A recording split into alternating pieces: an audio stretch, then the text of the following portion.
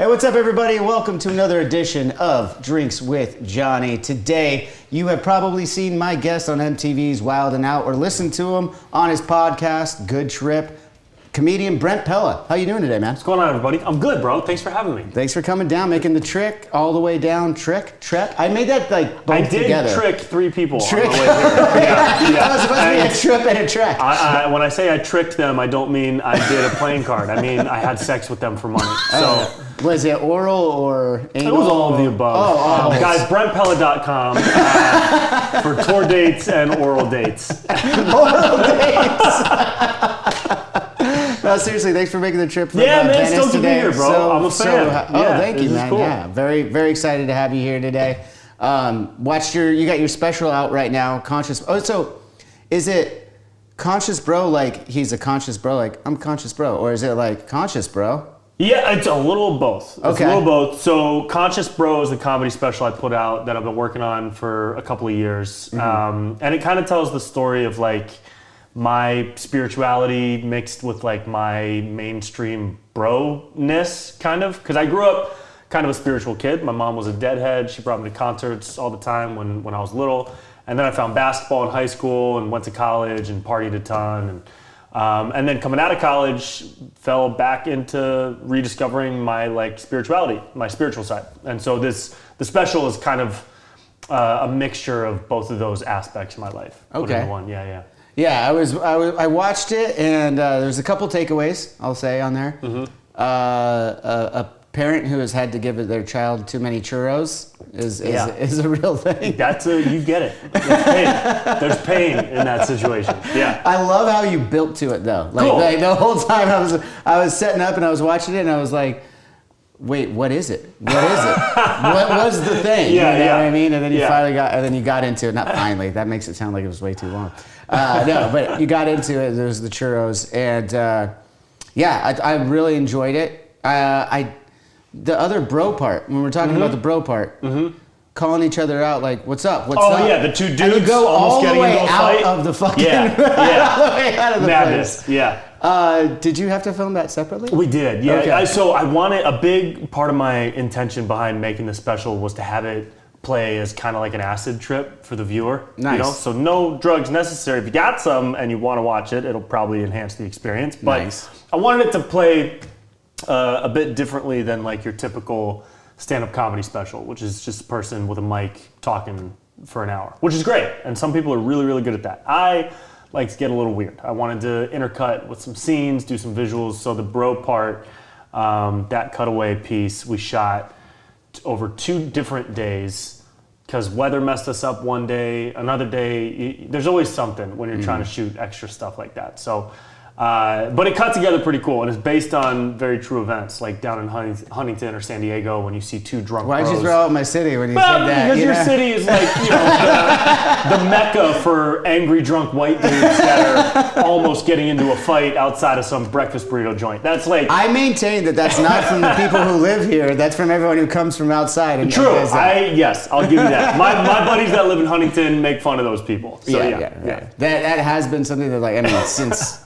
As long as I've been able to go down to the bars and drink, like even before that, like Perks. Perks is known for it. Yeah, I mean, well, Perks. Have you heard of Perks? I've been to Perks, Yeah. dude. Oh, well, yeah. Perks used to be known for it, Well, they like, even almost got in a fight on Chad and JT Go Deep. It's in front of Perks. Of course it is. Yeah. I mean, it makes sense, but that's also like one of the like divier hangouts Yeah, it there is. now. Like it's more geared towards like an older crowd. There's a bull one, too. What's the Not bull? anymore. Not anymore. That's been Not gone. anymore? That one used to Really? be the worst one, though. Honestly, Yeah, for that like the was- years when I yeah. was going downtown and drinking with my buddies. I mean, I was down there with our guitar player Sinister Gates one time, and we were literally. I mean, we were probably in our early 30s, late 20s, but like old enough that we weren't going to bars looking for fights. Not that Right. we ever were to begin with, but like definitely furthest thing from our mind. Just having some beers with some friends and having a good time. And like there's just guys like literally, there's plenty of room up at the bar and they're literally just like, dude, the shoulder movement on that you shit. just to piss you off so that you'll fight them. And then you realize, you look around, you're like, wait a minute. And then there's like 10 other dudes like just waiting for you to throw the first punch, and you're like, fuck that. I didn't want to fight to begin with, but I really don't want to get jumped. The shoulder muscling past people is crazy because there's just so much room. Yeah. There's so much room. There's so much room. It's unnecessary. Yeah. I digress. Yeah. Huntington is not all that, all right? It's not all bad. No. It's not all bad. It's actually really great. That's why I haven't left. But we're talking about drinking and drugs. Yeah. We talked a little bit before we even started rolling Mm-hmm. stuff. I've been listening to your podcast. I listened to you on, what was the gentleman's name? I listened to you on another podcast that was, you guys went into another ayahuasca trip. Why am I drawing a blank on his name? Was it Aubrey? Was it Yes. Aubrey Marcus? Marcus, that's correct. Yeah. Yes. Cool. So I listened to that one too. You have some extent knowledge of this stuff. I'm still learning for sure. Still learning. I consider myself a student. You know, psychedelics have been such an instrumental part of my growth and evolution, like personally and creatively. So the Good Trip podcast that I really started it so that I could learn more, so that I could have conversations with people who know more than I do. Nice. Which has been great. You get paid for learning? Get That's paid great. for learning, dude. Yeah. Make a couple of bucks, try some drugs, learn, Grow some new brain cells. Kill off the bad ones. That's Get rid of what the I bad like to ones. We think. don't need those ones. So that's been fun, dude. It's been like, growing up, I didn't really do drugs. I didn't do drugs at all. My mom told me from an early age, she was like, if you smoke weed, it's gonna ruin your lungs. And I played basketball through high school, so I got scared. Okay, wait a minute. That's interesting though, because you said your mom. I know you were kind of single mom raised. Single mom, deadhead. She did smoke. That's what I was gonna. I was like, so she was a fucking hypocrite. She was. Mom, you fucked. Mrs. Pella, all due respect. All due respect, you owe me a gram. She was protective mom in a loving way. Of course. And so playing basketball growing up, I always thought smoking weed would ruin my lungs, and I wouldn't be able to run down the court. I wouldn't be able to do what I wanted to do. What position did you play? Point. Okay. I was point guard in high school, moved to wing in college, and then didn't really start smoking weed until just a couple years ago. Honestly, I never really. Yeah, like maybe every once in a while. And you just graduated from college how long ago? Just last semester. Yeah. I graduated college 2012. Okay. So I'm 34. I didn't start really working with cannabis or smoking weed until like 29, 30. Okay. So my 20s even, I was still a little hesitant. But now it's a useful tool. Yeah. And I don't think I abuse it. A couple nights a week, maybe. But psychedelics have been like super instrumental in learning and like who I am, trying to figure out my voice, my approach to creativity, and how to navigate like stress and anxiety and things like that has been. It's going to be a long journey, but it's one that I'm happy to be still like kind of starting down. Yeah. Yeah, absolutely. Have you?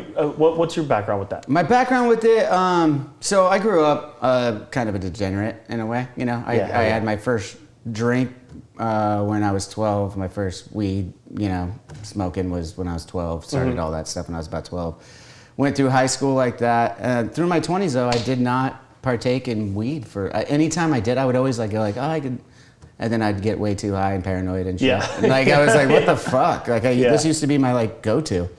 And then around 29, 30, something changed my hormones, whatever.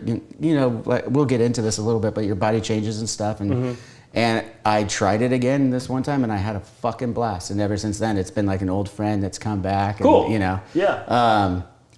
If you're worried about abusing it 2 times a week, I'm fucked. We were just talking about this, Sam. We were just talking about this before. That we kind of feel like when you take the days off from weed, your tolerance goes down way quicker than like from alcohol. Yeah. So like even a few days, you get way higher. Yeah.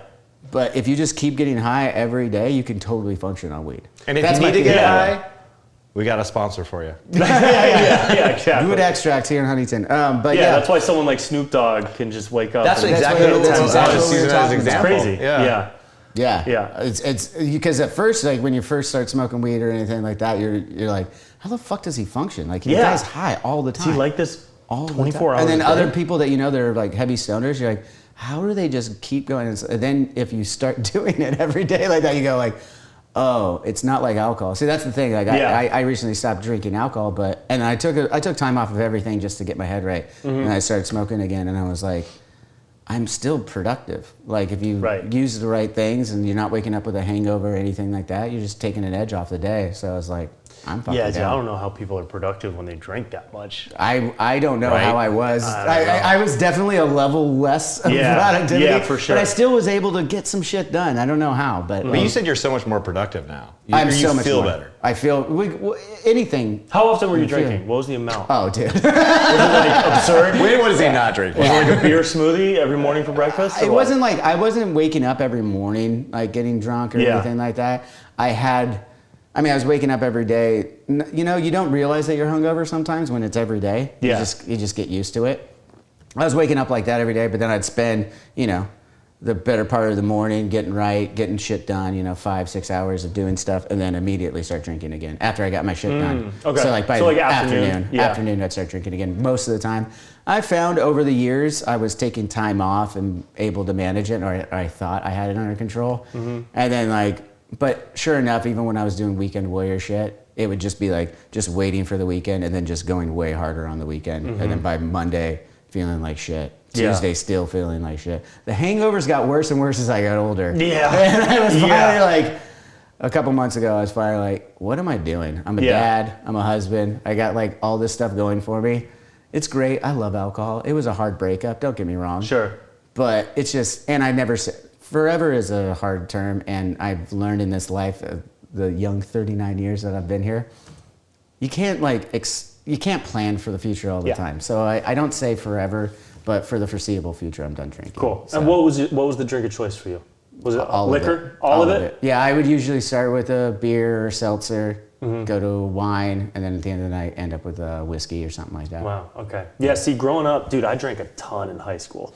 High school? We drank a ton in high school and college. Okay, I was gonna say a lot of people. And college. Yeah. But like we partied in high school, dude. Like first time I ever got drunk, I was 15. Nice. And I think it was off the original Four Loko. Whoa. Like That's the your first original drink? shit. Yeah.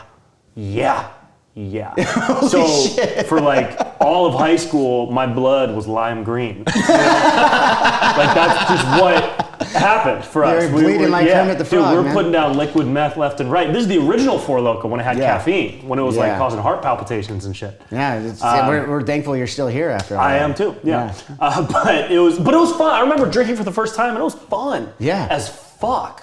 It's always fun for It was super longest fun. time. I grew up in Davis, up by Sacramento, so it was kind of Yeah. like a little bike town. And we would ride our bikes everywhere on weekends. We'd bike to parties, we'd bike to friends' houses, bike to the store. And a lot of people that I grew up with would steal liquor from the store. That's how we got like a majority of our alcohol. Of course. They would walk in. Did you guys do that? Oh, absolutely. Growing up? Everything in Yeah. Huntington here is also similar. I was just going to say, riding bikes everywhere. I still Yeah. do that. Like, Yeah. everything that I do is within a 2, maybe 3 mile radius. Yeah. So Yeah. it's like, everything's like that. like a Like, growing 10-minute up, it was the same. Yeah. And you're young. So how else are you going to get the booze? Right. You got to go for We the had like fucking run. older siblings fill kegs for us out Mm-hmm. on weekends for parties. But if we just wanted some beers or whatever, we'd go to the store. Somebody would load a shopping cart and just fucking walk out. Run. Or just Yeah, run. or run. Yeah. And then throw it into a trunk and then peel out, or Yep. just take it on a bike and pedal with like these 2 30 racks of Keystone or whatever the fuck we could How many grab. times did you have guys dropping? Keystone. Man, Keystone's a good I was only part of one theft. I Okay. was part of one. And I was the lookout because I was too scared to actually do it. Okay. My buddy walked in with a backpack and loaded it with like Jack Daniels, and then he walked out as I bought something at the register to distract the guy at CVS. And it fucking works, dude. Yeah, it does. It does. Yeah. It works, kids. It works. I don't know if it works anymore. I don't know if it works anymore, though, honestly. You just can't hit Probably the same not. spot either. Yeah, You definitely don't get the same. spot. You always rotate. Always Security's a rotate. little tighter. They all got the caps. But dude, it was Everybody's so fun. got cameras everywhere now. Yeah. Drinking in high school was so fun because Yeah. your body just processed it right away. You wake up the next day and go do double days for basketball, and No then problem. be like, yeah, I could do that. Yeah. And then in college, I went to UC Santa Barbara, which is just a frat house of a school. It's the most fun place I've ever been in my life. It Nice. should be illegal to go to a college that's that fun. Just riding around bikes. was your major? Fucking half naked. Film and media. Okay. Yeah. So you ended up using your major. with a minor in fireball. I was like, what's fireball? With a minor in lukewarm fireball chugs. Nice. Lukewarm, too, not even chilled. 5-second pulls. Dude, we used to do this thing, and all my best friends from college are from Huntington, and they're great. And so we used to do this thing called the 5-second chug, and if somebody challenged you to do it, you could not say no. You couldn't say no. It's No kind matter of like, what drink didn't you they had do in that your with hand. the Smirnoff Ice when you get ice? Oh, Yeah, when ice. you get iced, you have to drink it. So we Yeah. would be like 5-second chug, and I'd go to my buddy like Parker or something. He'd have a cup, red cup in his hand with some madness in it, some stupid fucking Smirnoff Fireball ridiculousness. And if he got challenged, you have to do it. And we'd sip and chug for a full 5 seconds. No matter where we were in our night, no matter what we had in our cup. Did you, It ever was get, debauchery, did dude. you ever get hit during a basketball game, like you're on the bench and somebody just walks up and gets Because that would have been my move. Watch this, I'm going to get Brent today. I'm going to get Brent today. He's gonna think it's Gatorade. Little does he know. 5 seconds, motherfucker. He's gonna take that charge. He's not gonna get up. Yeah. So yeah, it was fun, man. College drinking was fun, and then post college, started going to more music festivals and just started drinking less. And now drinking to me, it like gives me a headache, dude. Yeah. It just doesn't feel as, which is hilarious. The irony is not lost on me that I'll call drugs medicine and do some type of psychedelic substance and think it's better for my body than alcohol. And maybe sometimes it is. I don't know. I don't know the science of it, but I think it's better. I gotta To say assume that- mushrooms are nowhere near as bad as a pint of vodka. I don't think so. I agree. Yeah. I mean, let's get into that here because you have a deeper knowledge than I do of this. But from what I've seen and what I feel, you know, like just go on your own fucking metric, right? Yeah, alcohol is just it is a drug. They're all drugs, right? Like you're saying. Yes. Yeah. But it affects you differently. It affects you worse. You know, like I was talking to somebody after, you know, people, you know, when I make an announcement like I'm done drinking and I've been drinking. Yeah. Most everyone knows me as The drinking guy. The drinking guy. Yeah. So everyone's like, so what was it? What was it? Was it, you know, waking up and fucking next to some dude that you just sucked off or something, you know, like No, whatever. that's I not was the like- drinking. I was like, That's no, just- I kept drinking through that. That's why I was drinking. No, but no, it wasn't that. It was the, like we're talking about, it was the health. And I feel like, and maybe you could attest to this or disagree either way.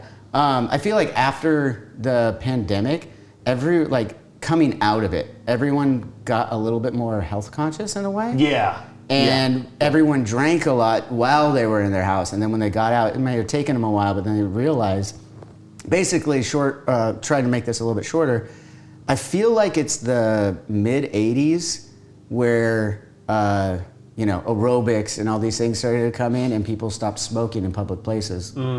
Tobacco, so just smoking in general, up to that point was just very common. Everyone smoked everywhere, everything. Yeah. And then all of a sudden people started becoming health conscious about it and it became less and less.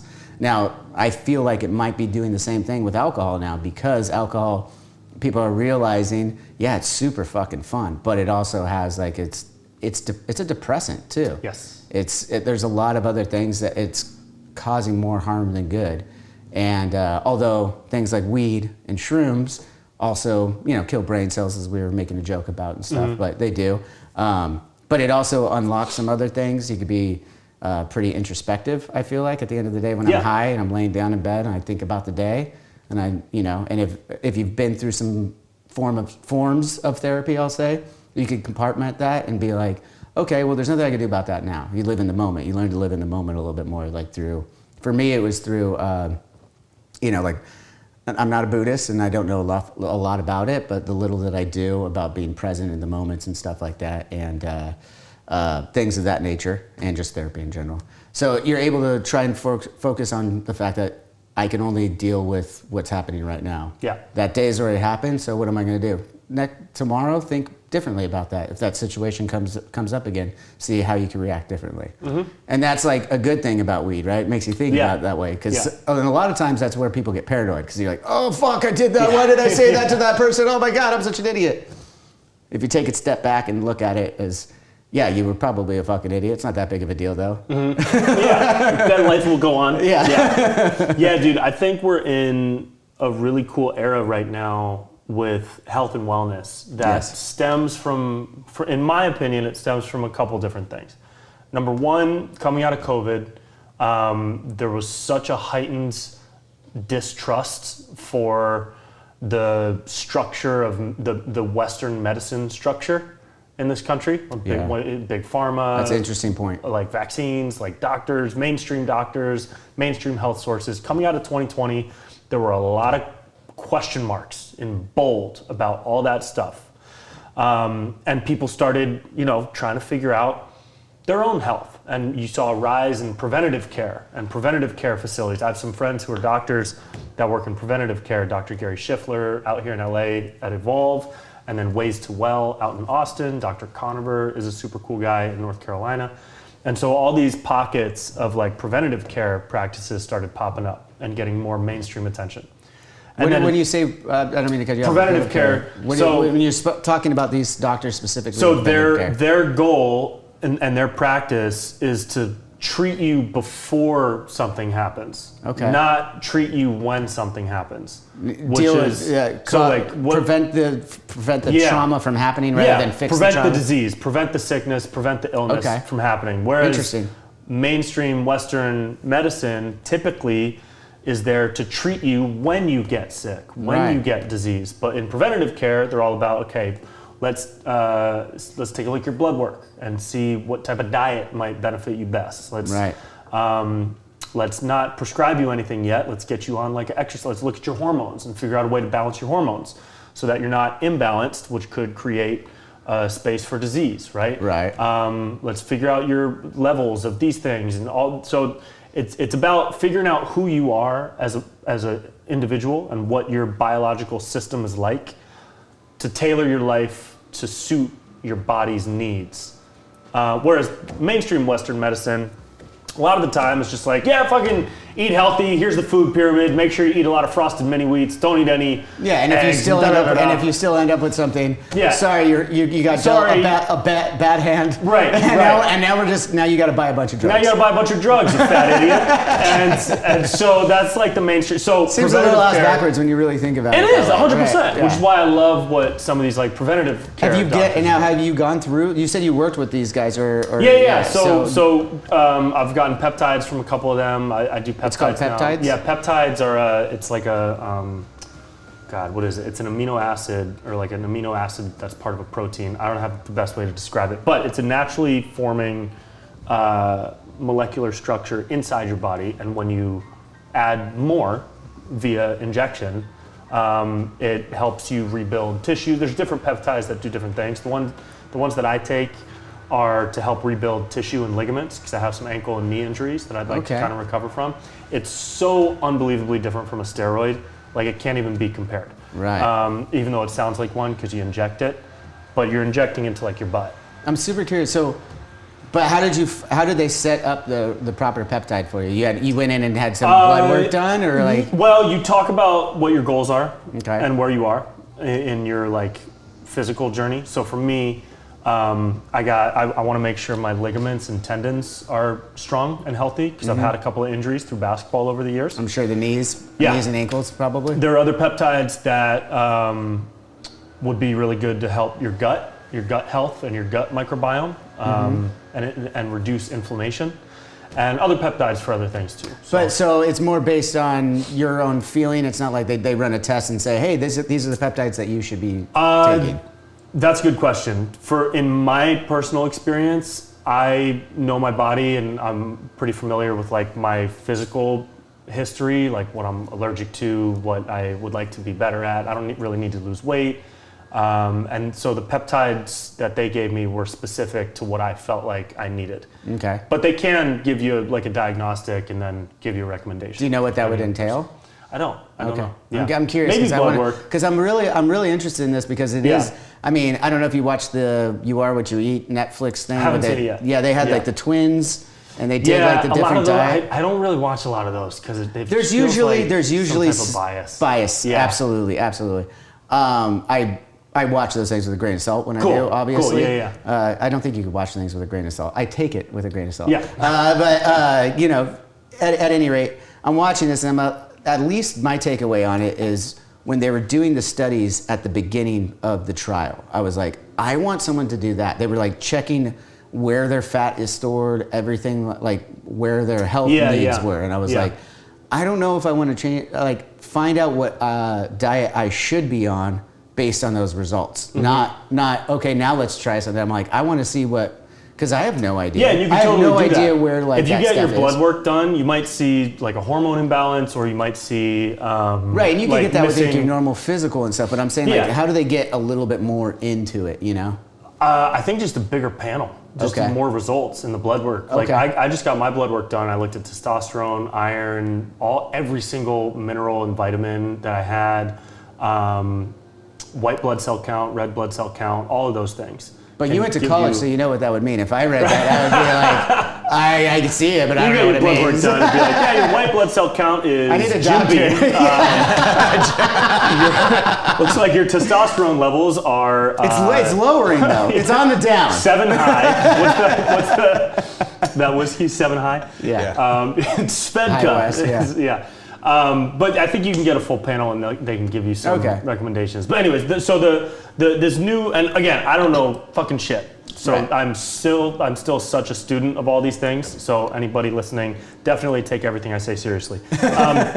So like this whole health movement has that as a piece of it, you know, coming out of 2020 and people wanting more of an individualized approach toward their health. And then also social media, people like, you know, Paul Saladino or other people that are independent doctors and researchers that are always shouting out studies on different elements of human health, whether it's the carnivore diet or why eggs are really good for you or what's the truth about cholesterol. There is such a library of information that people can easily digest. Huberman is another one. So we saw the rise of all these online social media personalities that are giving really good fact-checked, research-based information to the public. And that's fueling everybody's individual push to better their own health personally. And then the psychedelic renaissance that we're in the midst of right now is just opening up people's minds in such an amazing way.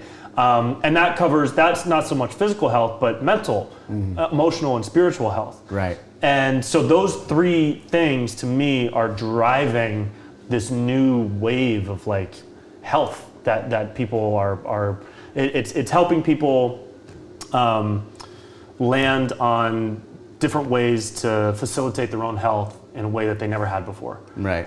Which is really fucking cool. And I think that all of that has led to less people drinking.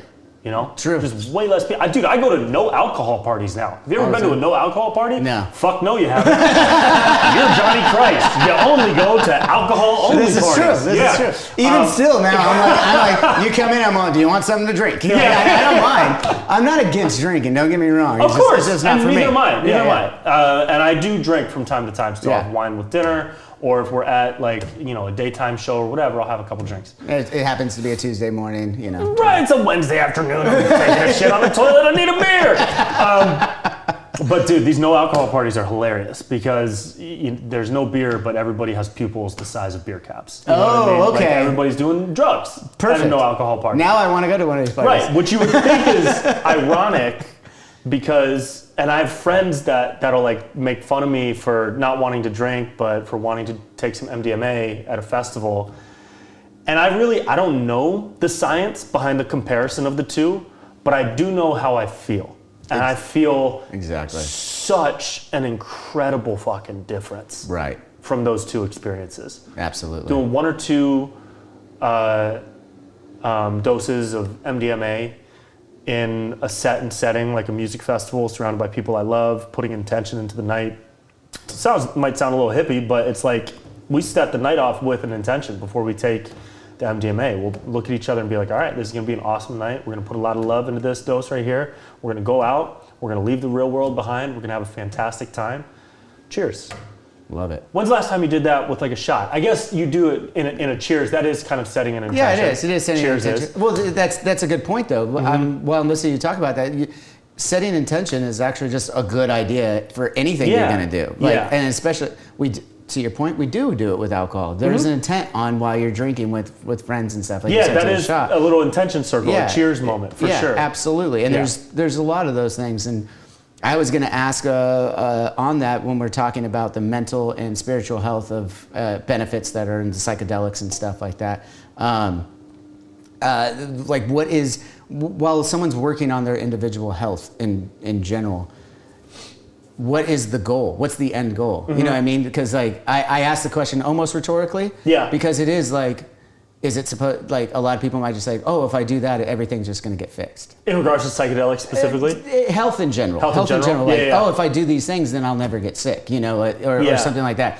What is your, I guess the question is like, what should be or what is your health goal, both mentally, physically, spiritually, everything like that? Mine personally? Yeah, sure. Yeah. Well, I think I would like to be able to play basketball past 60. Wow, That's a goal. That's a goal. I don't need to be crossing people over and sprinting. Yeah. But I'd like to play 5-on-5 past 60 years old without hearing my knees creak. You know what I mean? That'd be nice. Like if my ankles don't sound like a hardwood floor at 5 a.m., then I feel like I'm doing well. Even if they don't sound like it, it's like that first wake up, like my feet fucking hurt. I'm like, oh, Start sounding like a bowl of Rice Krispies, dude. Yeah. So yeah, I would like to stay physically active. You know, the day I have kids, I'd like to play football with them. I'd like to run around, play soccer. I'd like to show them how to hit a ball. And then I'd like to block the fuck out of their shot and let them know they don't get into this paint. This is Dad's house. Yeah. Down here is Dad's house. You stay the fuck up above the 3-point line, you little bitch. Okay? That is my physical goal. But yeah, I also, you know, physical health informs mental health for me in a huge way. Absolutely. So if I think it does for all people. For all people, right? Yeah. And for me, my mental health directly impacts my creative abilities. And so if I'm physically healthy and I'm able to be active and moving in a good way, I'm mentally healthy, and that makes me more creatively inspired. Right. And whenever I have an injury, like I'll throw out my back after like a cross-country flight sometimes, you know, because these 6-hour flights at 3 a.m. are a nightmare. Right. And that's like the way I throw out my back now. I was hunched over, and then I can't walk or I can't run for like 2 weeks. And that impacts me mentally, and then that like plummets my creativity, right? So my long-term goal is to keep those 3 things interlocked and fluid, so I can continue to have a fulfilling creative output by maintaining my physical health. Yeah. And those are great things for you individually too. And I wanted to bring that up, as I said at the beginning, kind of rhetorically, because I think for everyone at home too, that you got to have a goal in mind too. I think going into it, you got to like, and a educated goal. I was going to say realistic, but like an educated goal, like not like, oh, I'm going to go to therapy and after a few sessions, my brain's gonna be cured. Yeah, that's just not. It's just like working out. It's just like anything else. It's the journey. You go on that journey, right? Mm-hmm. And it's constantly learning. It's constantly moving. It's not something that there is necessarily an end, a finish line. You know what I mean? Yeah. And people have different goals, man. Especially with psychedelics. You know, a lot of people use psychedelics to help. Overcome like some really deep issues like PTSD. You know, there's a whole organization that works with veterans that have PTSD that I love. They're called VETS, VETS, and they send veterans overseas for psychedelic therapy. And these vets, they leave with PTSD and a lot of times suicidal tendencies or suicide attempts, and they come back completely changed. Is that with the psilocybin mostly? That's the VETS program does. They send them for ayahuasca and ibogaine, and sometimes 5-MeO-DMT. Okay. And it's literally saving lives, dude. For these guys who went to war.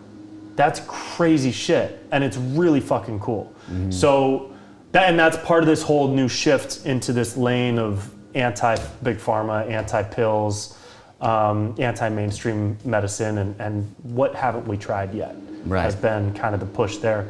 So yeah, people have different goals. For me personally, not drinking. When I do drink, I usually get a headache, and then the next day I can still kind of feel it a little bit.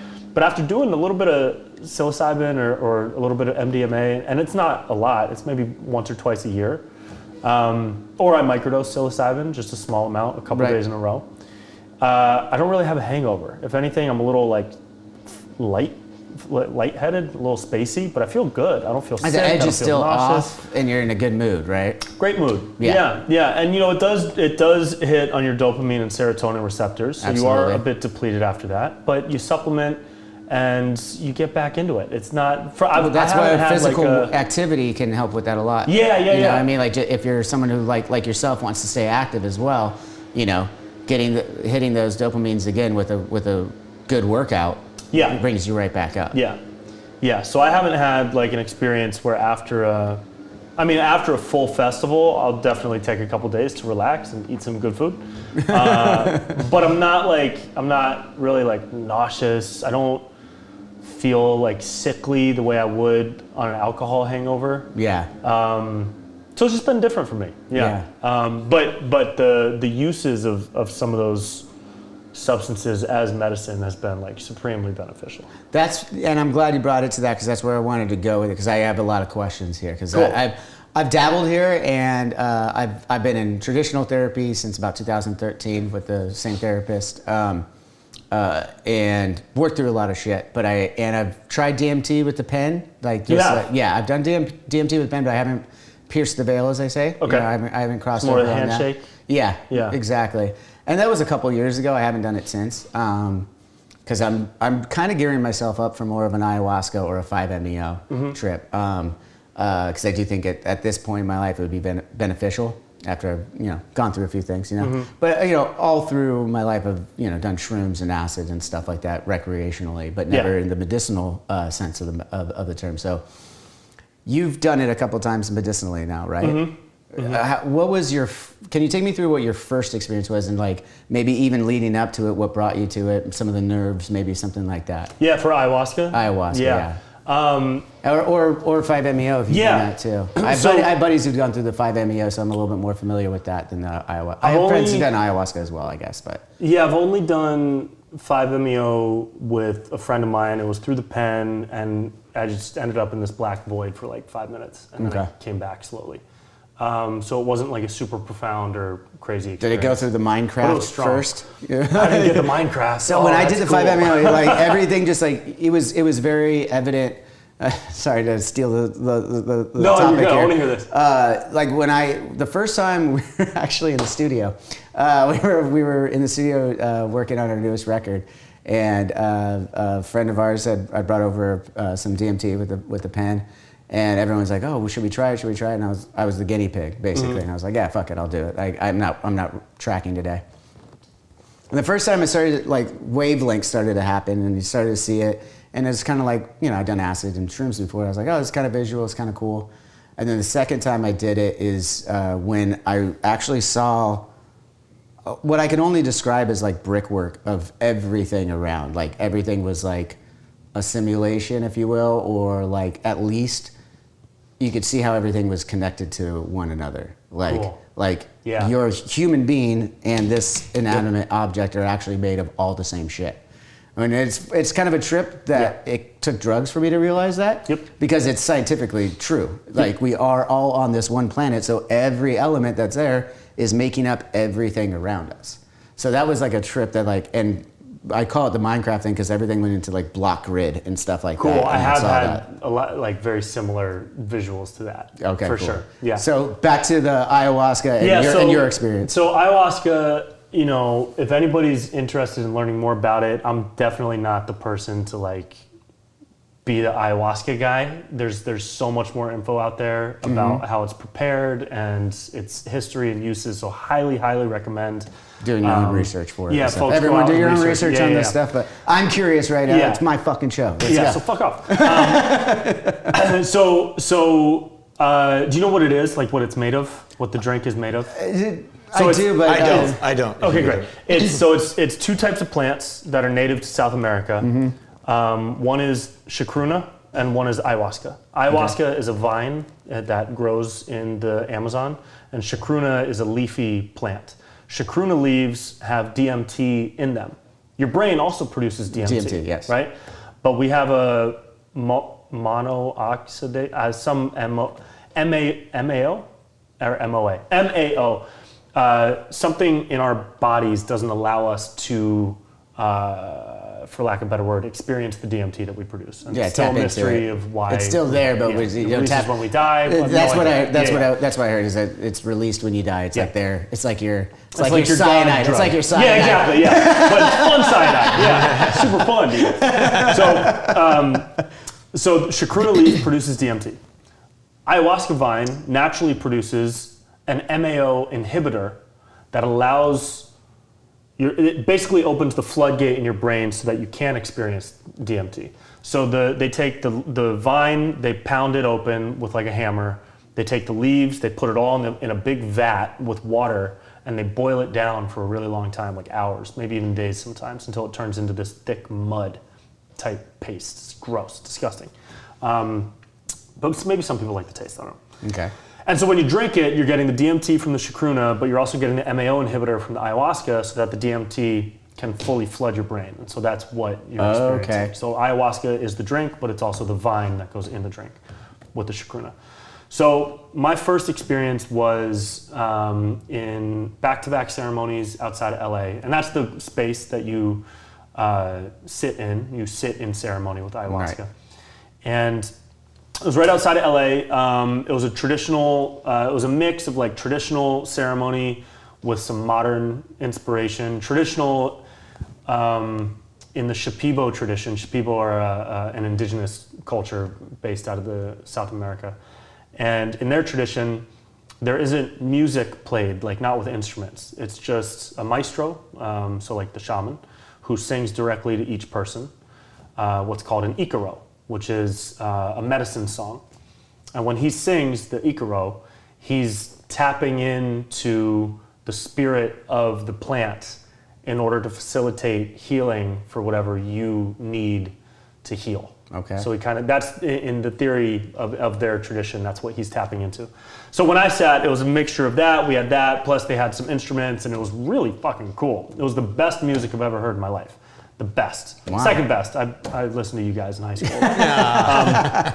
But it was beautiful, it was cool. It's intense as shit. It's the most intense thing I've ever done in my entire life. I even laughed when I was at like the peak of it, because I would just, in my mind, I was like, what the fuck? Where were you when you were laughing? So, like physically? I mean, not physically, mentally. Mentally? Where were you mentally? Dude, it was so insane that you just had to laugh. I was in the geometric oneness that contains all consciousness and creation. You know what I mean? Yeah. I was in the Funny enough, I do know what you mean. I was in like one piece of thread of the fabric of fucking frequency that we're all aligned on. Yes. It's absurd. What you can tap into and experience when you're sitting with this type of medicine. And so it was just extremely intense. And I had every emotion I could possibly feel at its height throughout the course of like the 6-hour night. It was crazy laughing, crying. Didn't really have too much fear. But you know, I also didn't vomit. I did cry. There are other ways of purging. I sweat a lot usually when I sit in ceremony. So to me, it's an incredible tool. And then I just went to Costa Rica this past year, and I sat in the traditional space with the Shipibo ceremony leaders at a place called Soltara, which is amazing. And if people want to learn more, Soltara, SOLTARA.co. Not a paid ad, but good people. Yeah. And it's really powerful, man. It's really, really powerful. It is a tool. I don't put it up on like a pedestal above all other tools, because there's so many different ways to find healing and experience progressive growth and change in your body and your mind. Breath work, meditation, yoga, therapy, exercise. So to me, ayahuasca is in line with all of those tools. It's just a very, very powerful tool. Yeah, it was described to me, and in conjunction with all those things. Most people who have taken a step into these places, I would imagine you fuck with meditation and breathing and maybe I do some fuck yoga. with meditation. Yeah, you fuck with meditation. That's the most Huntington shit. Bro, I imagine you fuck with meditation, You fuck right? with meditation? So I've been fucking with meditation for like a couple of years, dude. Yeah, dude. Ashley first told me about it. You remember Ashley? Big ass titties, dude. Yeah, Sick yeah, titties. yeah. Honor her titties though, right? Yeah. I'm gonna stay in between them. But yeah, it's intense, and like you don't know what's gonna come up when you're sitting in a ceremony like that. So that's kind of the crazy thing. So like in those ceremonies, what I've heard it described as like 10 years of intense therapy in a matter of a day or whatever the case may be, a few days, whatever the case may be. My question on that then is, you've done it 2 different times in 2 different scenarios. What was the takeaway from each, and do you recommend? Would you be more inclined to one or the other, or just different? So yeah, it's when you're sitting in that space and you're reaching like different peaks and valleys throughout the experience of the night. You don't know what memories are going to come up. You don't know what past trauma is going to come up. You don't know what challenges you're going to face mentally or physically, because you might throw up for 8 hours straight. But as you're throwing up, maybe you're getting crazy visuals and you're adding a metaphor to the vomit, and it becomes kind of cathartic in a way. I have no idea. But you just don't know. Individual journeys. Individual journeys, right. Yes. Everybody is different, and it's important to like not have expectations when you go into a space like that. Right. You can have intentions. You want to work Intentions on this. are You good, want to do expectations this. bad. Okay. Yeah. So the difference to me, for me, was first off the amount. So the first time I sat were 2 ceremonies back to back, a Friday night and a Saturday night. The second time was 4 ceremonies throughout the course of a week. So Okay. it was 2 back-to-backs. It was Monday, Tuesday, break Wednesday, Thursday, Friday, break Saturday. And that was a lot. Yeah. That was a lot to put my soul through. Like I had one moment that was just crazy. It was so extreme, I don't really have like words for it. You know, people talk about death experiences a lot. It was certainly that. Okay. But the Soltara, I would recommend them to anyone and everyone who feels that this is the right thing for them. I wouldn't recommend ayahuasca to anyone and everyone. I recommend instead that people go research it.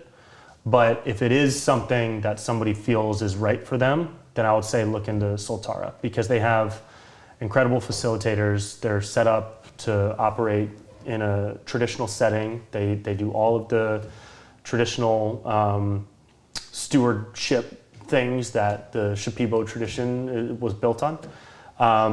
So it's safe. And the first one I sat in was safe too, but that was a private thing that I probably shouldn't say out loud.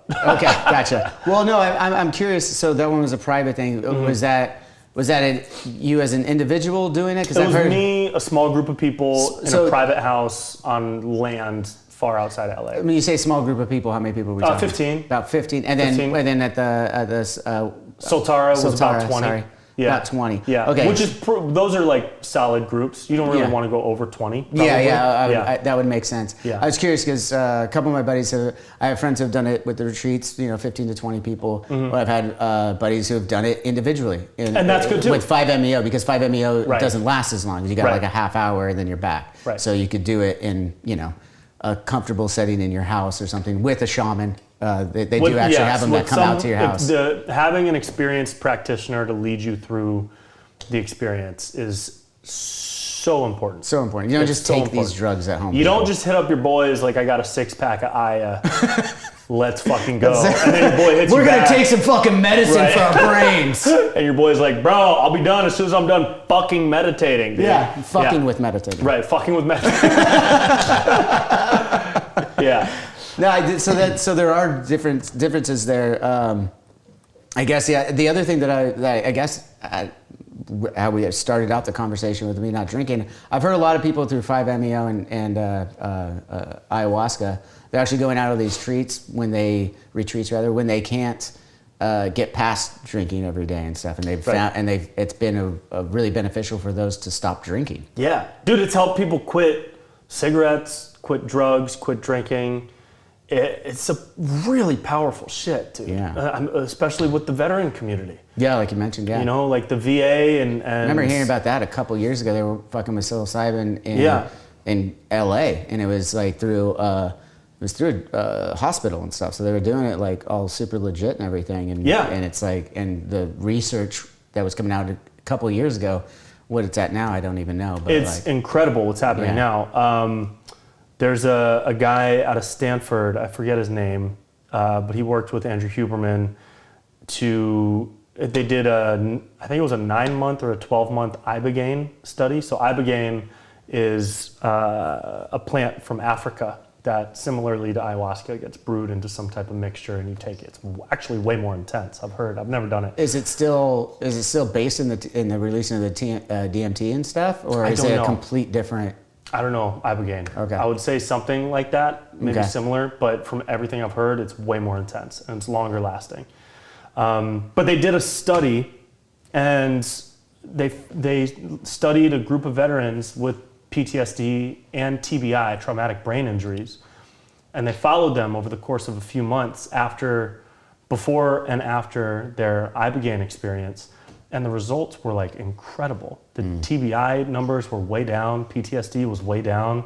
These guys who had like suicidal fantasies and even maybe some attempts were living happy lives as like active members of their community and with their family, and it's fucking incredible, dude. The ability, because a lot of these vets, they don't have the right support that they might need from places like the VA, or they get just handed a bunch of pills sometimes. What is it that makes them feel better afterwards? Is it resetting their levels, or just understanding that the trauma that they have is small in the world of the grander scheme of things, or how is this how does this mentally helping them?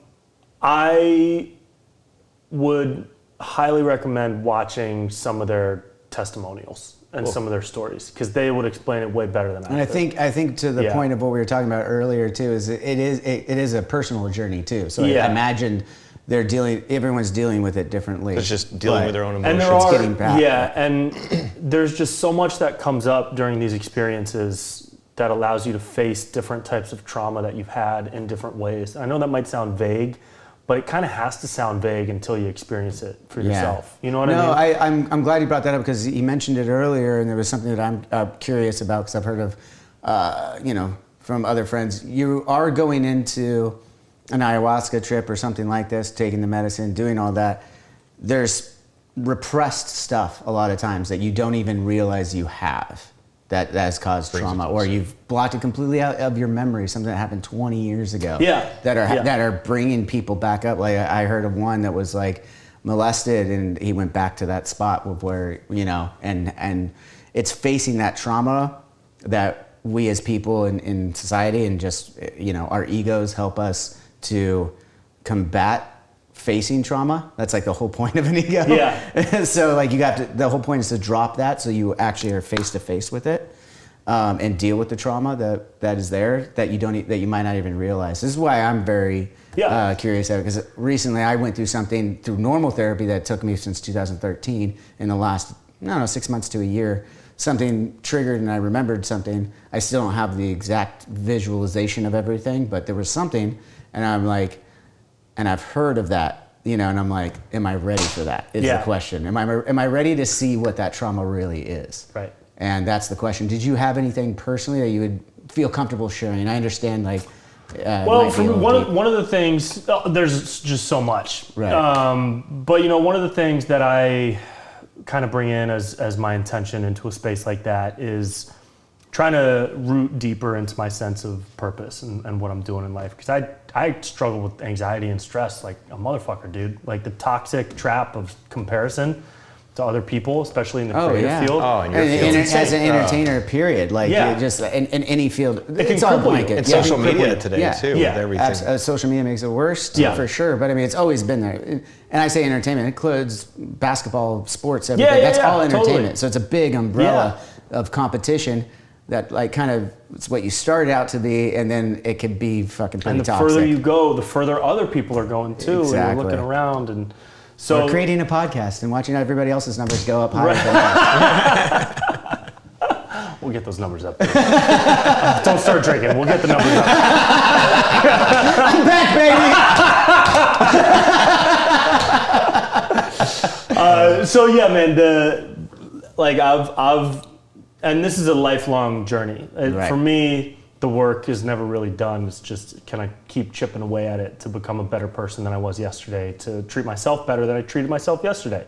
And that could be a goal right there, just to be better each day. And it is. So when I step into that space, I'm constantly coming in with the intention of, how do I navigate these low moments that I have so that I can get out of them better. And something that I've learned throughout this whole process of working with psychedelics is that emotional states and how you feel and maybe low moments of life, they're passing through. And you're not always going to feel that. You're not always going to feel stressed out because you didn't get the thing. You're not always going to feel sad because you can't do this or because you don't have this type of money or whatever, that emotional state that you're feeling, it will move. And you have to understand, this is what I tell myself, you have to understand that it will move so that you can get into a different emotional state about being fucking stoked for this project or happy that this thing is going to happen for you, or so that's been. And if you're too focused, I'm sorry, but I want to go off on that. If you're too focused, I found for me, if you're too focused on that goal in mind of like, or getting past it, or getting to the point of like, oh, like everything's going great, and you know it's on the way to the top of the mountain. You're not actually living in those what do you call them? Those levels that you're getting to each time. You're not actually relishing in the moment. You're kind of like, oh, well, this is on the way to that. You know what I mean? And it's like, I've done that my entire career. It wasn't until I was home for a while that I actually like sat back and was like, oh, we did this, we did that, we did that. Those were actually really cool moments. And I'm jaded of them. I'm just like, fucking that happened. But we're not there yet, you know? Right.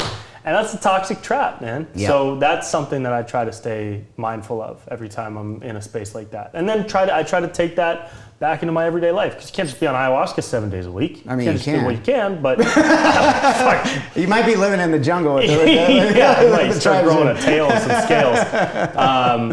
But you try to bring experiences you have in that space and that mindset back into your everyday life, and that's the integration process after. So. Right. And that could be tough for a lot of people. Integration. Mm-hmm.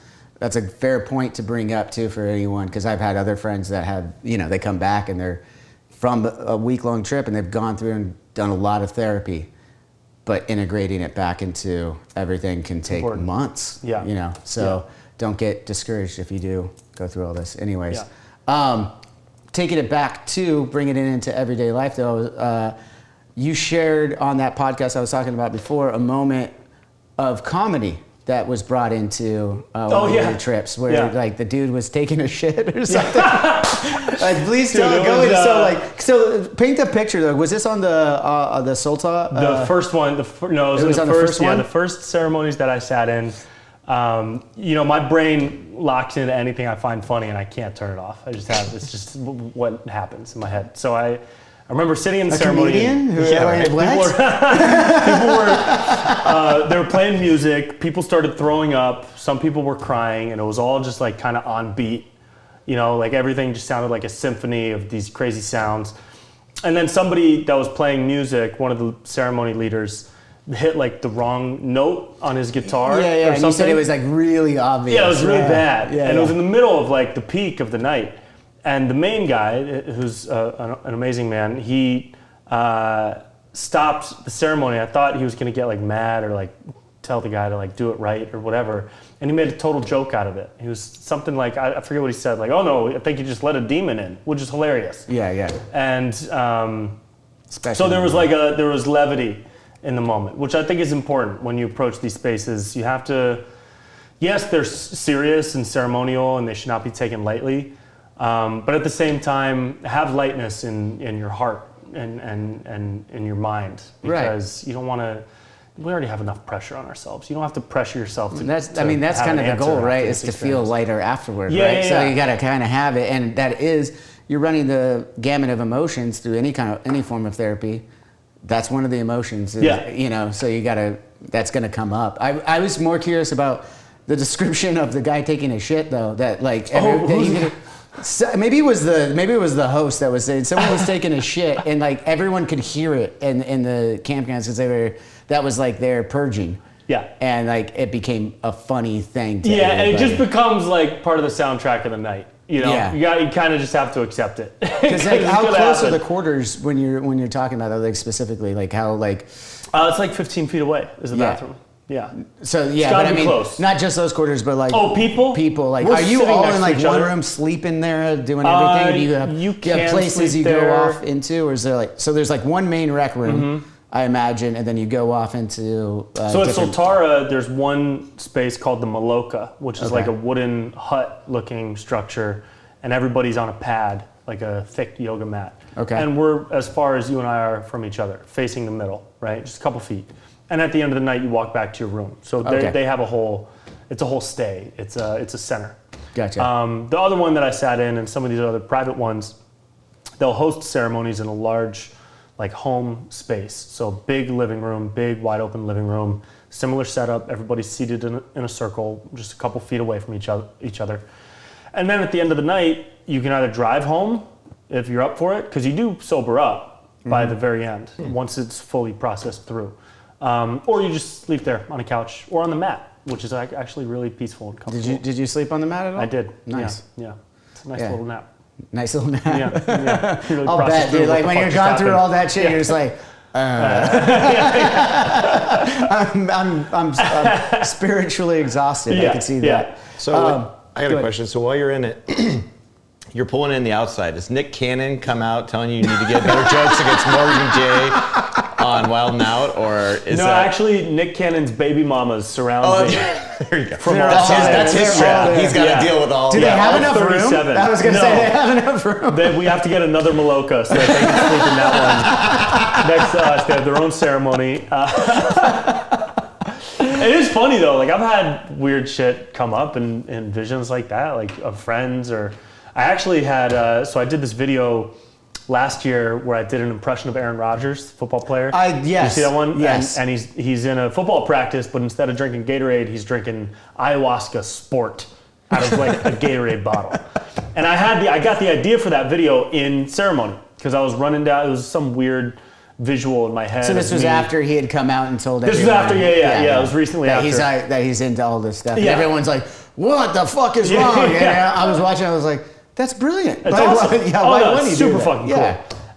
And I love that he is outwardly open. It's so good that someone of cool. that stature is being outspoken about it for sure. It's cool. So I've had like creative visuals come to mind. I've had like funny visuals, sad visuals. It's different for everybody. Did you have the visual of where you were going to make Morgan J choke on Wild 'N Out? No. We're friends with Morgan. He's been on the show. So cool. Right on. I throw that in there. Yeah, because I was watching it. I lived with him for 4 years. Oh, you did? Really? Yeah. No way. Yeah, he walked around naked all the time. I've seen his dick more than he has. What's he working with? It's solid. It's solid. I mean, he was talking about his promiscuity. He's got a solid dick, dude. Yeah. I'm not going to lie. How'd you guys get connected? We met just doing open mics. It was the dick. It was the dick. We met doing open mics in LA, and he had a space available. I wanted to move, so we moved in.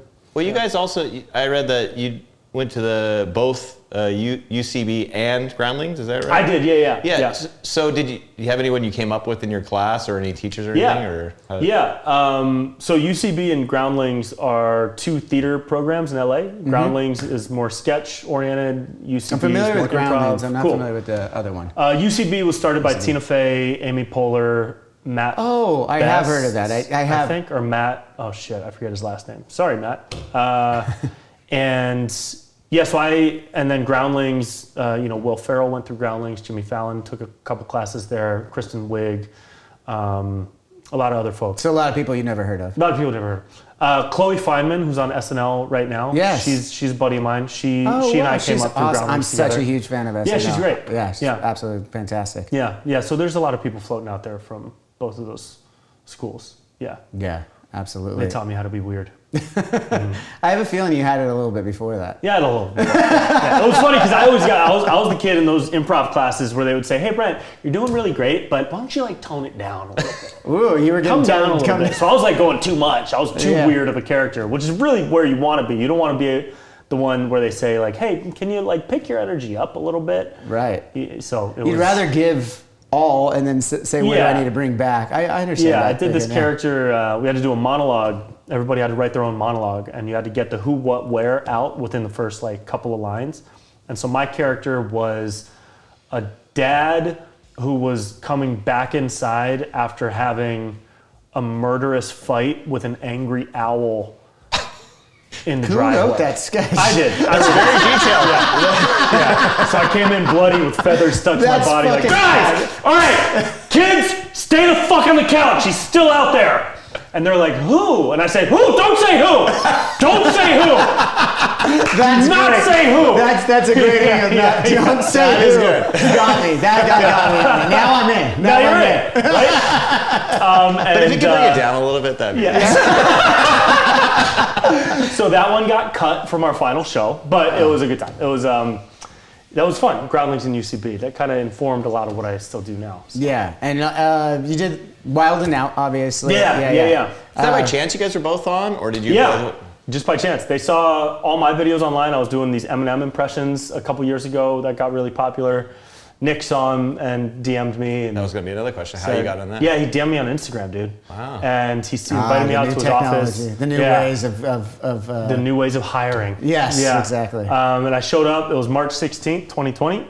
And me and Nick talked about all kinds of things that day. And he said, "You're on. Can't wait to shoot next month." The very next day, the world shut down. Because that was March 17th, 2020. Yeah, I was wondering why he was so specific on the date. I was like, what the fuck happened? So I had to wait like a year and a half, but then got on, and it was awesome, dude. That show was just pure fun. Yeah. Seems like it. Yeah. Like I said, when you I saw Morgan, I was like, oh, this is gonna be great. He brought his guitar. I know. Yeah. Like, it's good. And then he just choked, and I was like, He choked. If anyone wants to see that, it's on YouTube next to the episode I did with him. But anyway, and then you did some Mad TV stuff, right?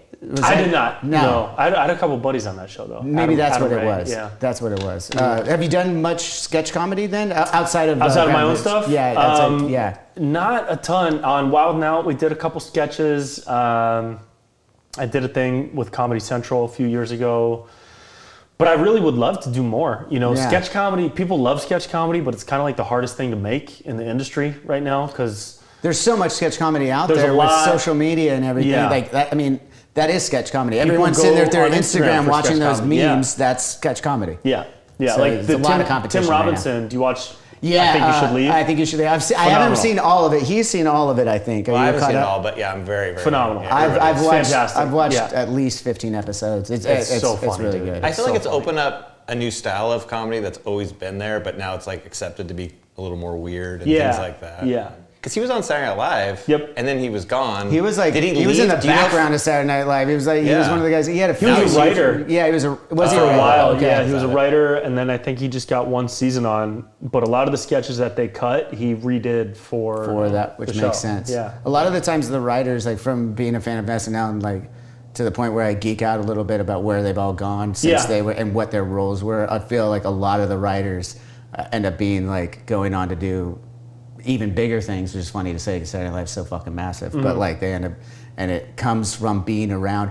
I guess this would be a question, and I didn't realize I was going there. But like, do you find like camaraderie with comedians where you can? Does that help you grow when you work with other comedians? Yeah, and. I mean, that would be the idea of like groundlings and those yeah, sort of things, and stand up is pretty individual, Right. So people that do stand up, we all have friends in the stand up community, and people are fairly supportive. It's a bit more competitive just naturally because it's such an individualized sport, right? But with sketch and video production, the way that I shoot my videos, I'm always trying to get new people in. I have a couple people that I work with a lot, like my friend Nikki Howard, who's hilarious, or Blake Weber, who's awesome.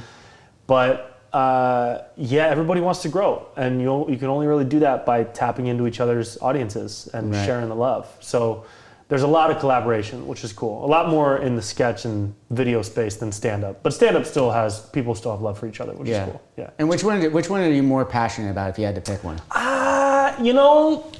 It's a kind of a hard question. Is it still all over what you wanted to do and like that's the goal? And I've been doing them both simultaneously for so long that they both kind of intersect, and I'll have like a stand-up joke that I turn into a video, or I have a video idea that I turn into a stand-up joke. Right. I'll say there's nothing more fulfilling than doing well on stage and getting a laugh in the moment doing stand-up. That is the most instant gratification. Yeah, man. Because you can see the effect you're having on a room of a couple hundred people, like right away. Rather than putting out a video. And you've felt that before. Yeah. It's different to putting out a video or working on a song or whatever.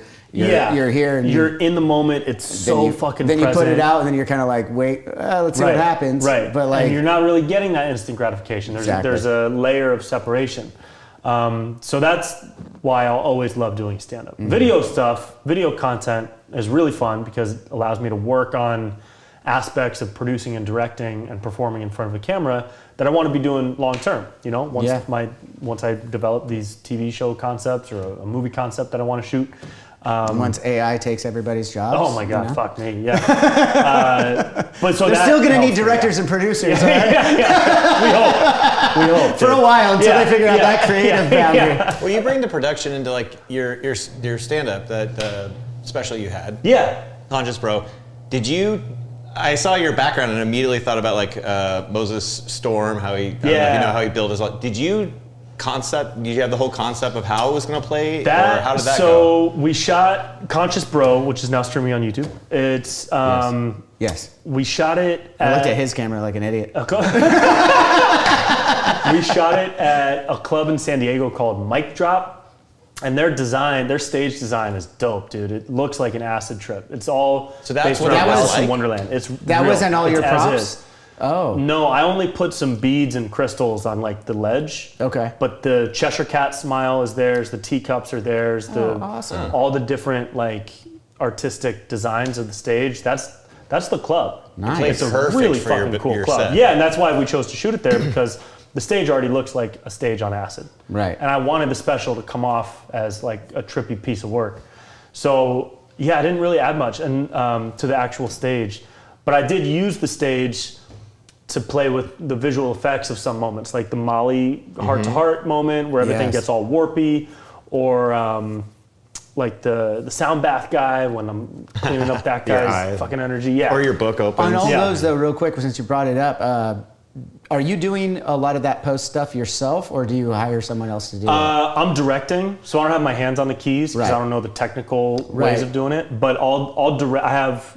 You tell them what you want it to do, and then they can implement it. Yeah, and I'll choose visual references from other things. I'll scour the internet until I find something that looks like what I have in mind. Right. And then I'll show that to them and be like, okay, but instead of these edges, can we do this? Yeah, and instead of this just color change it palette, can we do around a this? little And I want my eyes to bug like Invader Zim, not like Rick and Morty or whatever it is. Right. You know. So yeah, it's super collaborative, and the guys that I work with are incredibly talented. Yeah. That's awesome, man. Yeah. What is human food? Human food is a thick paste made of mostly crickets and tears of middle-aged white men. I've never That's tried. human food. Wow. Yeah. You really committed. Yeah. It was just oatmeal in the special. That's what I thought. Yeah. Yeah, it was fun, dude. It was cool. Awesome, man. Well, let's get to good times real quick, or good trips. Good trip, yeah. Good times. Let's have some good times. Let's have some good times. A good Break trip. out the non-alcoholic beer. Let's have some good times. What you talking about, Willie? Let's just bring out some of the good products here.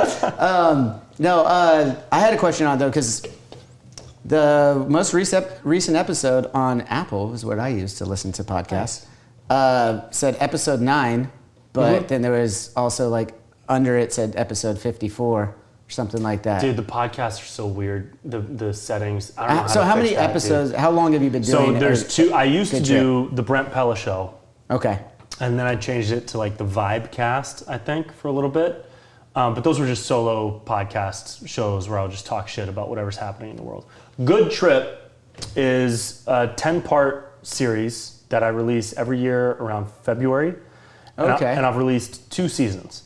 Had to take one episode down by requests from this past season, so there's 9 out currently, and then there's 10 from the previous season. Why did you have to take it down by request? As person wanted their episode taken down because they went through a spiritual transformation and are no longer the person who they were so when they didn't want it out recorded there. it. So they didn't want it out there. So I had to respect That's interesting. their requests. I'm sorry to cut you off. Although We'll go I'll back to brutally it. mock them because I'll keep them anonymous, and I will brutally mock them for being a total cliche of a spiritual person that I will absolutely make fun of forever. I was gonna say because isn't the whole point to get to that oneness where you recognize that isn't you, but it's okay that it was you. Yeah. That's what you think. But when somebody is a soul creature living in the 11th dimension, you got to respect what they want. Whatever it is, wherever they go. Yeah. If that's the case. Dude, and it is about respect. Though. It is about respect. And that's the territory that I operate in. So I understand how a lot of these folks are with their transformative, I am this person now energy. I have to respect it. What am I going to do? Argue? I don't give a fuck. What does it matter to argue? I get there's to no this point. point where it's like, what is right or wrong at all. But the Doesn't other matter. episodes are way better than that one was going to be anyway. So okay. Yeah, fuck that episode. Fuck that episode. So there's 10 episodes out from last year. There's 9 episodes out from this year. So there's 19 total. It's called the Good Trip Podcast with Brent Pella. Some of the episodes are really fucking cool. I think you might have listened to the one with Melissa. I did. That's the one I listened to. There's another one with Dr. Bronner, the CEO of Dr. Bronner's. So David Bronner. You know Dr. Bronner soaps? I'm not Got to familiar. get you some soap. You know Dr. Bronner soaps? I don't. Got to get you some soap.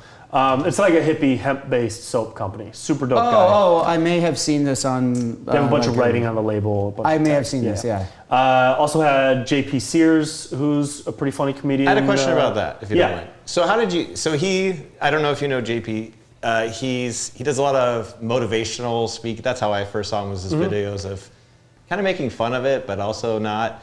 So did you guys align just through comedy, or was it, you kind of have similar things that work well together? Yeah, how did that come about? JP's hilarious. He's a close friend of mine. He and I met doing stand-up in 2019, I guess, maybe 2018, I forget. But then once COVID hit, we both kind of started doing more political stuff. And now some of the political stuff we do is pretty similar, and some he does is a little more like toward the right, which is fine. Some people do political comedy to the left, so I don't really give a fuck. We've been working on videos together for a really long time, and he's great. So he did an episode, and then Rick Doblin, I had Rick Doblin on. Rick Doblin founded this organization called MAPS, M-A-P-S, the Multidisciplinary Association for Psychedelic Studies. And they're the ones at the forefront of pushing MDMA and psilocybin through the FDA process to get it legalized for therapeutic and personal use. Okay. So they're literally changing the fucking world, which is really cool. So if anybody wants to hear about all that, I'm going to check out that episode yeah, for sure, because I'm very, very invested in this information. So yeah. And it's a whole world, dude. Like once you dive in and you start learning about, there was a whole war on drugs. That was such a fucking failure. Such bullshit. Such a failure.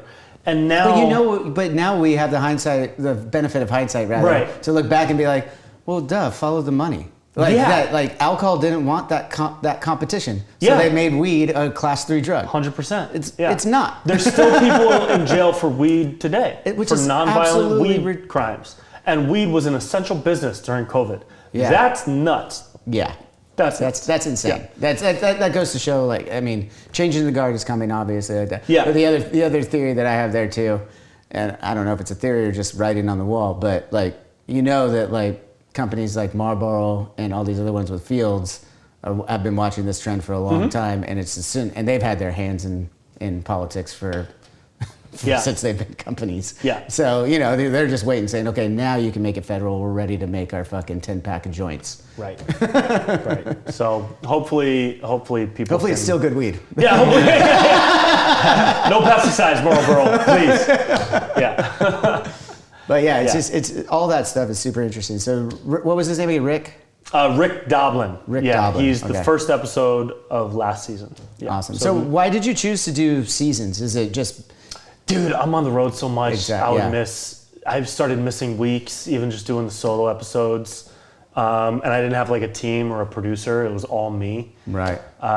So I just decided I had to cut something. I had to cut back on something. And the Psychedelic podcast, I couldn't do that every week.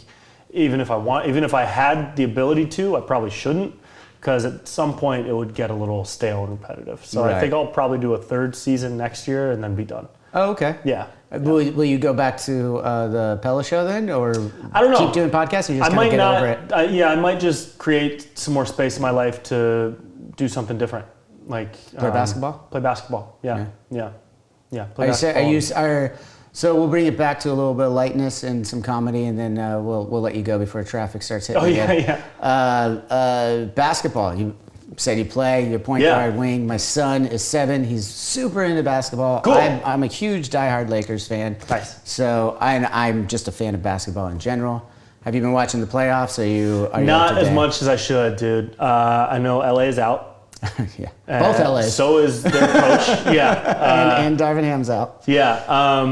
I'm such a huge college fan. I usually get super into March Madness. Yeah, I'm a huge college basketball fan. So, you root for Santa Barbara all the time then, right? I do whenever they make it. They made it as like a 16 seed, I think, once or twice. Oh, okay. Yeah, I played at Santa Cruz, UC Santa Cruz for 2 years. Okay. And then transferred to Santa Barbara. Gotcha. Yeah. And when I was at Santa Barbara, I coached at Kobe Bryant's camp. Oh, you coached? Yeah. Yeah, so he had a kids camp every summer, and they held it at UC Santa Barbara, like on the campus. Did you ever have the pleasure of meeting? Every year, every summer. Yeah, we would hang out for like a week. Shake your hand because it's probably shaking Kobe Bryant's hand. Yeah. I have not. And I am like the big, I remember when I was actually just down here at a Starbucks with my family, and some random chick I didn't know just looked over at me and was like, "Did you hear the news?" And it was when the helicopter crashed. Damn. And I was like, this is like how crazy it is in Orange County, LA. For all of you that don't realize it, who live other places, that was such a big hit, and like to the point of like a stranger was telling me it was like as if the president had gotten shot or something. Yeah. And it was that crazy. And being such a huge fan and seeing a lot of people made light of his transgressions when he was a kid and stuff like that. I'm like, that dude was a 40-year-old man with daughters, a wife, everything, and for all everything that he was doing was propelling people to the next level and stuff, which was why we all loved him so much, right? And having camps like that where you're coaching and stuff. Dude, and he was involved. Was he? He was involved. So it was a 7-day camp. There was like 700 kids. It's a lot of kids.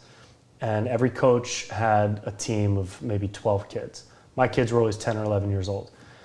And Kobe would show up at the camp every single day. He didn't just pop in for a day to say hi to everybody and then go back to whatever he was doing. He made it a point to be at the camp every single day. He would get carted around in a golf cart all across campus to check in on practices and see if kids are actually learning how to throw a bounce pass. And if they weren't, he'd call the practice to a halt and he'd step in and show them how to do it.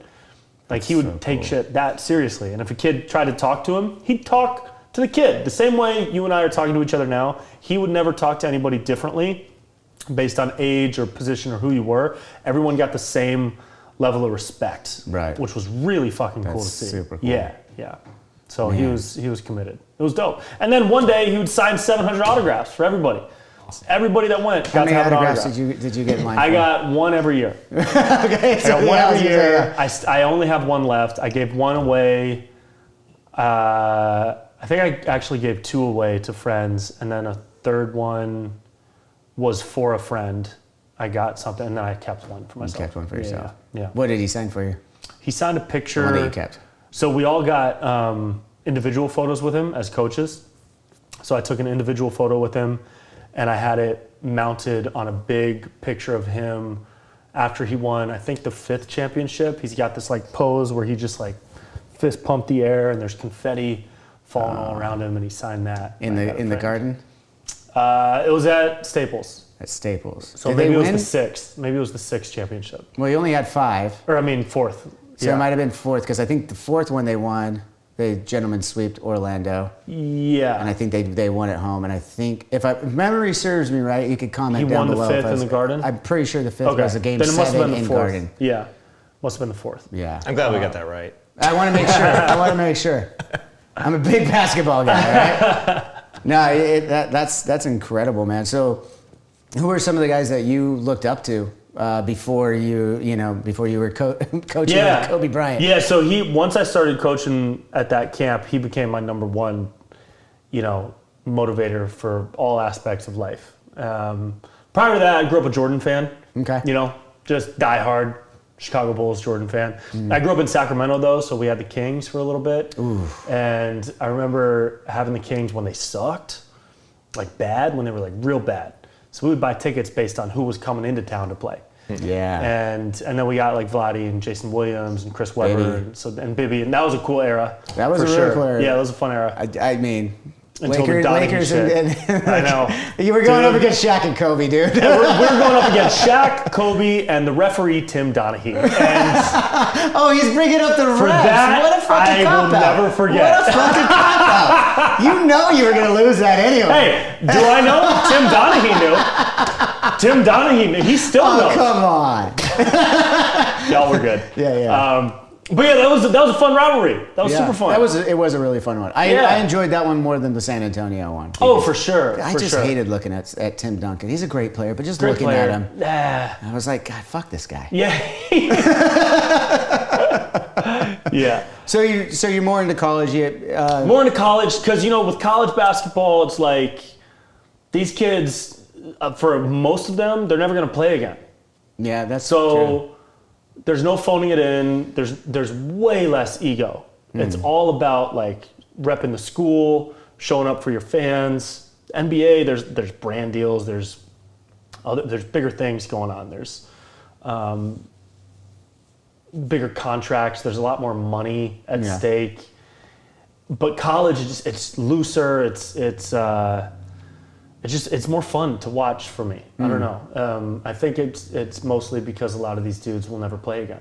That's a very fair point. And I'm more really leaving it all out there. Yeah. And I mean, that is a fair point. And that's why everyone gravitates towards why it is such a big business now. Is the part that I have trouble with too. I didn't go to college, surprise. And so I don't have like an alma mater to like rep or anything like that. So I don't have a horse in the race. But so I gravitate towards the pros because in my mind, through all that turmoil, the branding, everything, the money that's on the line, they still have to go out and perform. And you don't get to that level without being ultra competitive about the game that is basketball. Yeah. So to me, for them to be able to shut out all that stuff and focus on that it's even crazier to me in a lot of respects. Also, I also have a problem with how much money these colleges are making off of these kids. I know. But they're getting brand deals now. They're getting brand deals, but they're not getting it from the college that's making all the money. Right. They're having to go, now you can go take money from other people. Right. We're still not going to give you anything. You see Reggie Bush got his Heisman back? Fucking A. Jesus. Yeah, it's absurd, dude. It's absurd. But we're on the right path. Maybe the people who run all the college finances just need to do a heavy dose of ayahuasca in order to figure out how to properly help They should do it all together. They should all go out together, and that way they would. That'd be a dream. If everybody in the world could hit a DMT pen at the same exact time, men, women, and children, just ratio it out properly. I think you need to look into the camera right now and give us your speech on what is it, the beauty pageant, how you would achieve world peace. Hi everybody. First off, thank you so much for having me in this skull dungeon. To accomplish world peace, it's very simple. Just spike everybody's drink with Molly. At the same time. Everybody's drink. At the same time. And every president needs to take psychedelics before running for office. I like it. Ari Shaffir, because I think that's his MO too. Who's that? Oh, really? I know who that is, but I've never met him. To spike people's stuff with Molly. Oh, right. He has done that. Well, he does that just, he's not looking for world peace. He's not looking for medicine or world peace. He's looking for chaos. Different intention. Yeah. I'm just saying, don't we have the technology to just put like a big cloud over the globe of everyone just inhales it at the same time? Oh, for sure. Yeah. Just call Bill Gates. He's got that machine ready. I'm sure. Yeah. But just pump, instead of chemtrails, we'll just pump DMT out there. There you go. Yeah. Well, dude, thank you so much. I got to get you out of here before traffic. But at the end, is there anything else you want to let everyone at home know? Everyone could go check out more of Brent Pella. Easy enough to find. The name is easy to spell. It sounds just like it is. And it's right here. We'll see if that worked. So everyone go check out more from Brent Pella. I'm sure you got some road gigs coming up. Yeah. I'm touring heavy in the fall and winter. So BrentPella.com is going to have tour dates pretty soon. My special Conscious Bros on YouTube. New videos pretty much every day on Instagram at Brent Pella. And you can follow me on Venmo. I'd really appreciate it. Yeah. Follow you on Venmo. That's one I haven't heard yet. Yeah. I'd like to be a Venmo influencer. I think that's brilliant. It is pretty entertaining. I'm a little upset that I didn't think of it. I'm a little upset I didn't think of it. Please follow me at Venmo as well. If you feel so inclined to throw me a couple bucks,